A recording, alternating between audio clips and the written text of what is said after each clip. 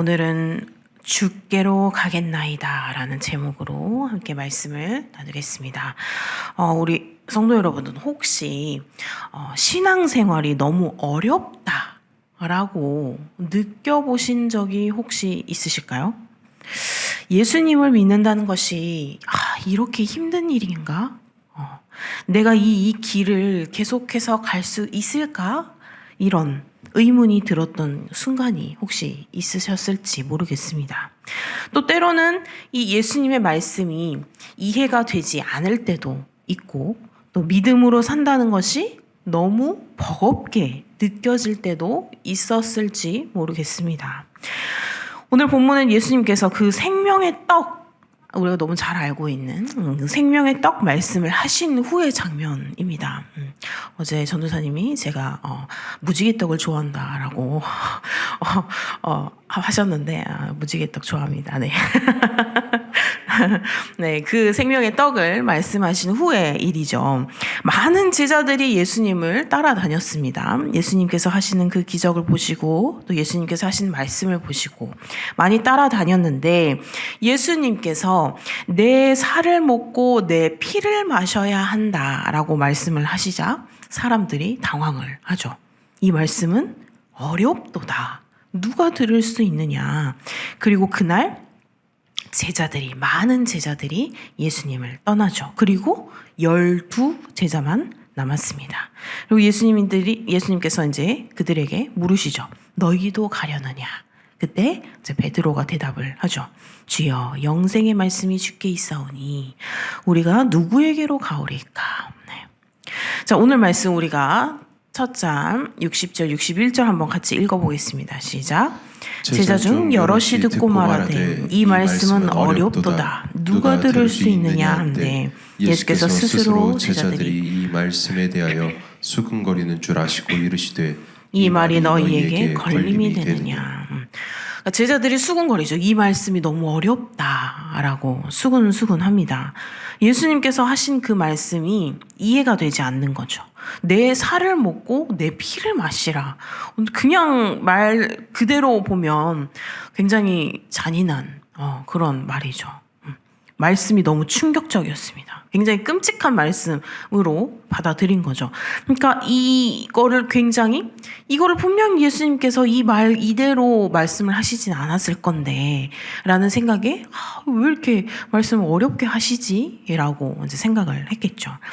자, 이 어렵다는 뜻은 무엇일까요? 그냥 단순히 이해가 되지 않는다라는 뜻이 아닌 거죠.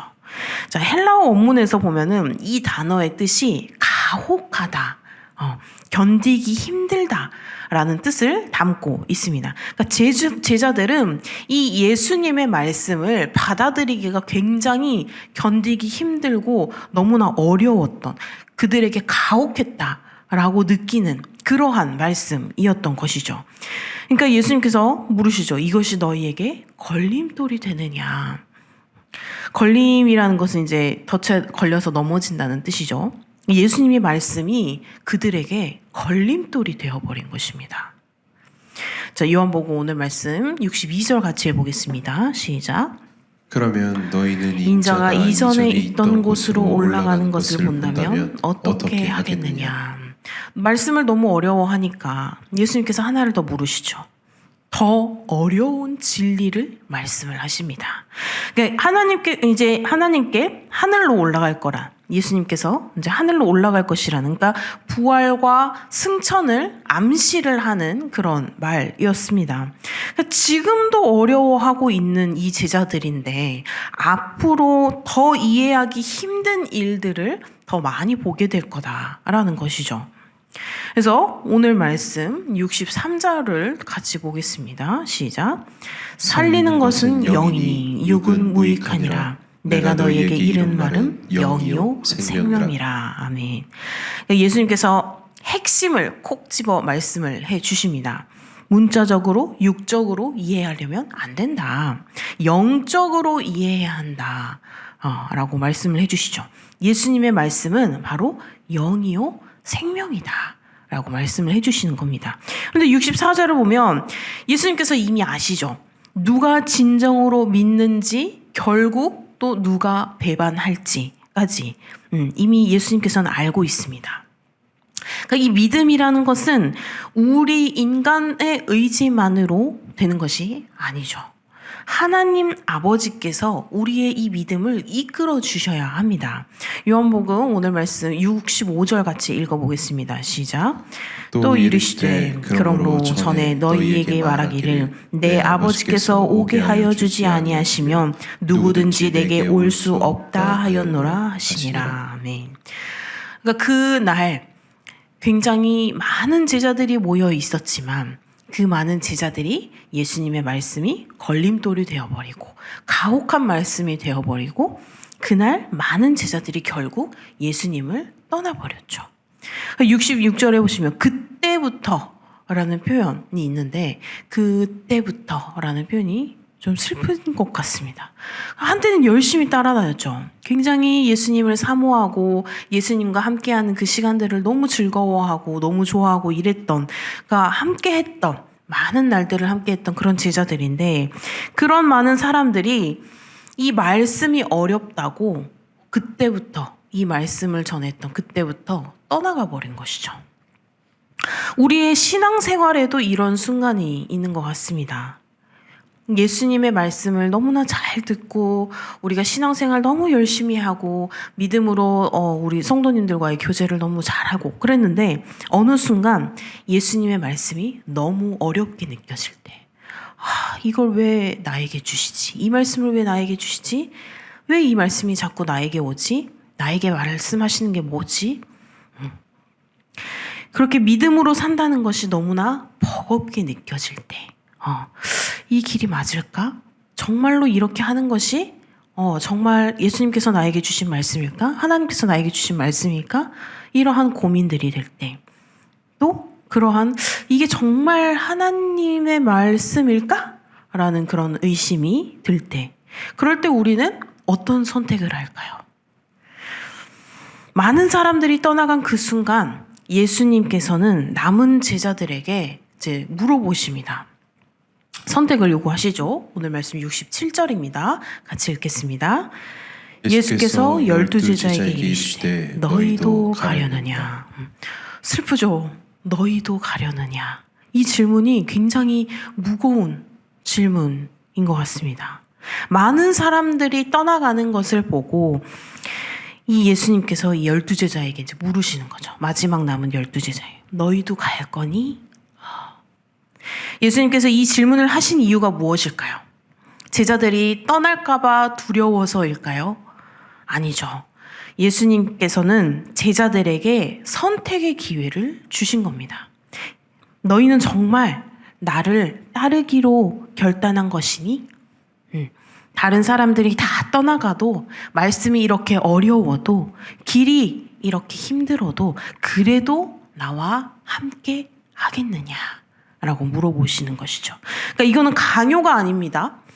협박도 아니죠. 진정한 선택의 기회인 것입니다. 예수님을 따르는 것은 억지로 따르는 것이 아닙니다. 자유로운 선택이었죠. 그런데 동시에 우리는 분명한 결단이 필요합니다. 우리의 신앙도 그렇죠. 부모님께서 다녀서 또는 배우자분이 다녀서 또는 습관적으로 교회에 나오는 것이 물론 그런 분들도 계시겠죠. 그러면서 신앙이 점점 자라나는 분들도 계시겠지만 그렇게 나오는 것이 교회에 다니는 것이 끝이 아니라는 것입니다. 그것이 다가 아니라는 것이죠. 나는 예수님을 따르기로 결단했다. 다른 사람들이 어떻게 하든 환경이 어떻든 나는 예수님과 함께 가겠다라는 결단이 필요하다라는 것이죠.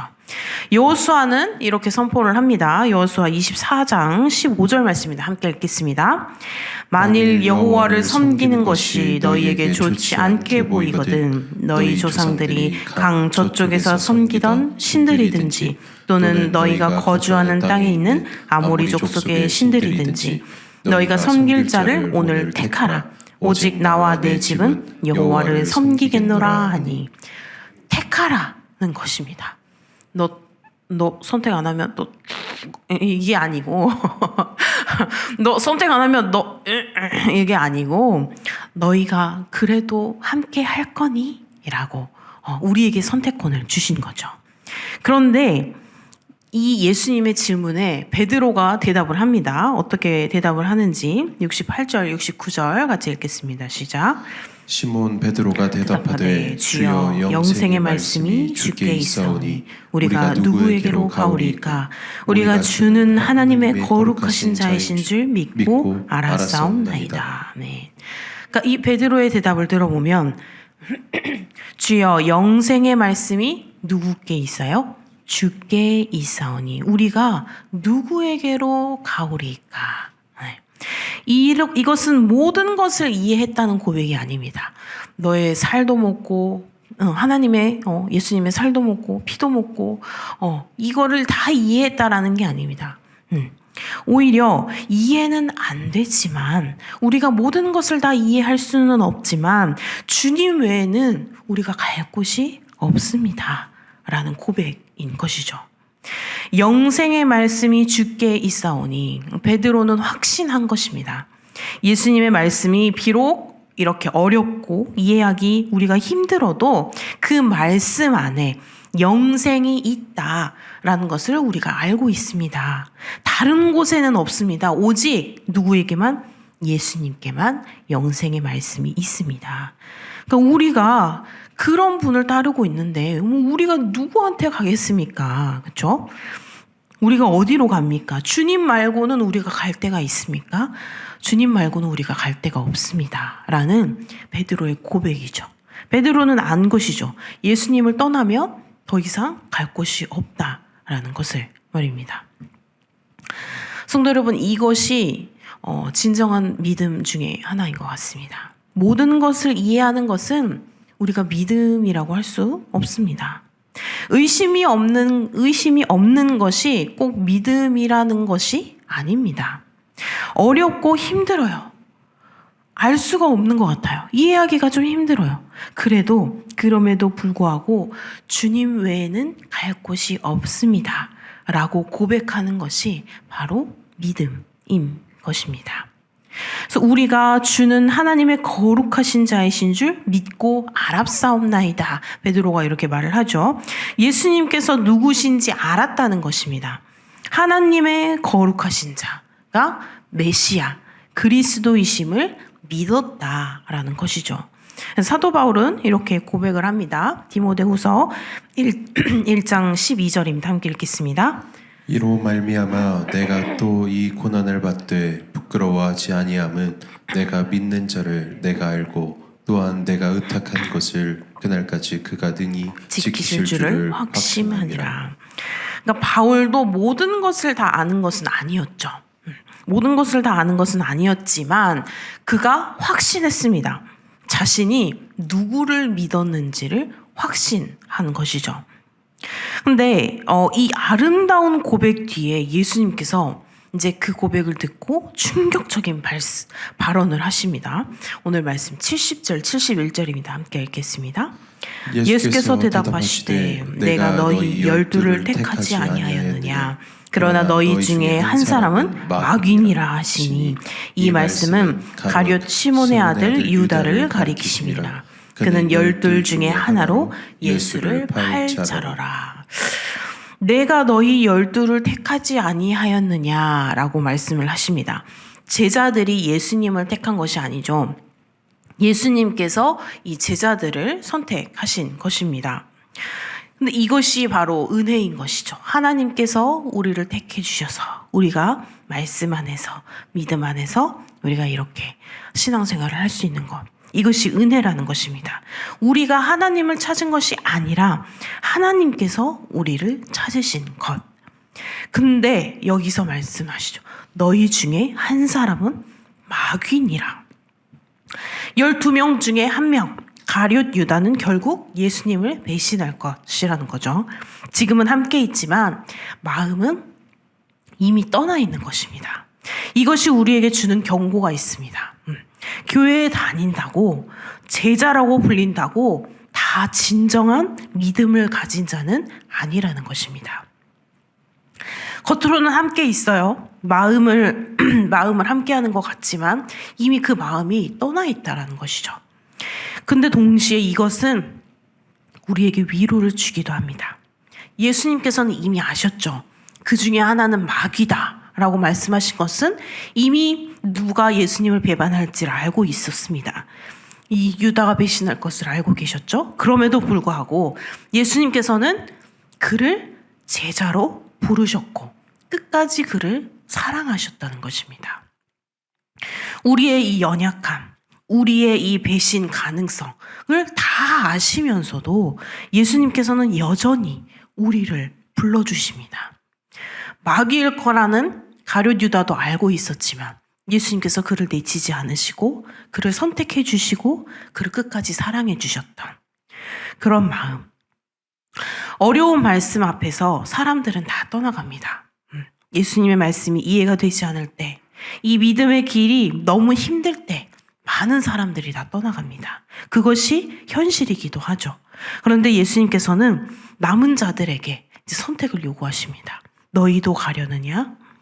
예수님을 따르는 것은 자유의 선택이기는 하지만 분명한 결단이 필요한 것이지만 진정한 믿음은 주님 외에 갈 곳이 없다라는 것을 고백하는 것이죠. 베드로처럼 주님 외에 누구에게로 가겠습니까? 라고 고백하는 것이 바로 믿음입니다. 이 믿음을 갖기 위해서는 우리가 하나님을 선택한 것이 아니라 하나님께서 우리를 선택해 주시는 것. 그것이 은혜라는 것. 우리가 그것을 알아야 할 필요가 있다라는 것이죠. 성도 여러분, 혹시 지금 이 신앙의 길이 너무 어렵다고 느껴지시는 분이 계실지 모르겠습니다. 예수님의 말씀이 이해가 되지 않고요. 믿음으로 산다는 것이 너무 버겁게 느껴지는 분이 계실지 모르겠습니다. 오늘 예수님께서 그런 우리 모두에게 이렇게 물으십니다. 너도 가려느냐? 이 질문 앞에 우리는 어떻게 대답해야 될까요? 베드로처럼 고백하셨으면 좋겠습니다. 주여, 영생의 말씀이 주께 있사오니 우리가 누구에게로 가오리까? 완전히 이해하지는 못해도 때때로는 힘들고 또 때로는 어려워도 주님 외에는 갈 곳이 없다라는 것을 우리가 고백할 수 있는 그런 우리 성도님들이 되셨으면 좋겠습니다. 그래서 다른 사람들이 다 떠나가고 환경이 어려울지라도 우리가 그 말씀을 이해하기 힘들고 나의 신앙생활이 힘들지라도 그런 우리를 사랑하시고 끝까지 구원해 주시는 하나님을 우리가 알고 그런 오직 그러한 주님만 붙들고 가는 우리 모든 열린 베델교회 성도님들이 되시기를 주님의 이름으로 소망합니다.